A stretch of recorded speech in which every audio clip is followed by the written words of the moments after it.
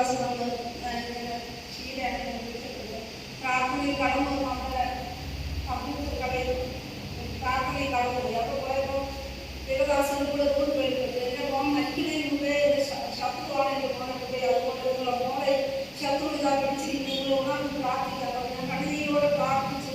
എൻ്റെ വിഷയം എൻ്റെ മകനാണെങ്കിൽ സമാധാനമില്ല, ശത്രു വളരെ പോരാടുന്നു. ഞാൻ എന്തൊക്കെ ചെയ്തിട്ടും ഒരു നന്മയും കാണാതെ ശത്രു വെല്ലുവിളിച്ചുകൊണ്ടിരിക്കുമ്പോൾ, അതുപോലെ എൻ്റെ മോളെ മകനാണെങ്കിൽ വളരെ കഷ്ടതയും കണ്ണീര്. 2 മക്കളുണ്ട്, 3 സെന്റ് സ്ഥലമുണ്ട്.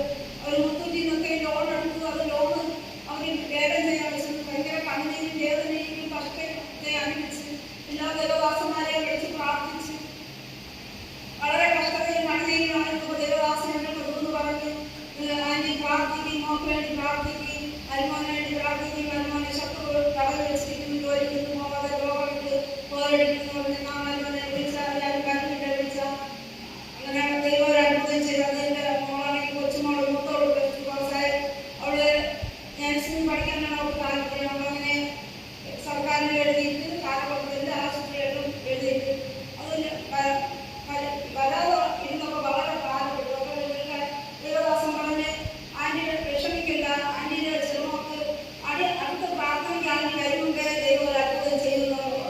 അതുപോലെ സംഭവിച്ചു. കഴിഞ്ഞ ഈ മാസം 1-ാം തീയതി തന്നെ എൻ്റെ കൊച്ചുമോക്ക് കാലഘട്ടം ആശുപത്രിയിൽ അഡ്മിഷൻ എടുക്കാൻ ഇടയായി. അത് വലിയൊരു തുക വേണം. അതില്ല. ദേവദാസൻ പറഞ്ഞു 1,50,000 രൂപ ഇപ്പോൾ അടച്ചാലേക്ക് അത് അഡ്മിഷൻ ലഭിക്കുകയുള്ളൂ.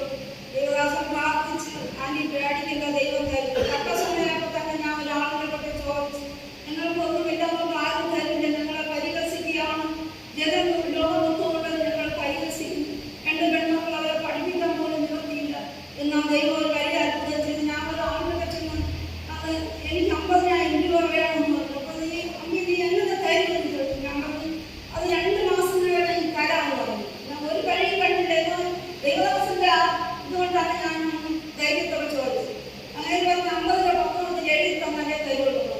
ഞാൻ പറഞ്ഞു എന്താണ് പ്രസിഡന്റ് എന്നൊന്നും ചോദിക്കുന്നത്, ഞാൻ ഒരു ഇത്രയും പൈസയിൽ 10 ഒരു പേപ്പറിൽ ഞാൻ സ്റ്റാമ്പ് ഒട്ടിച്ച് കോപ്പി തരുന്നു.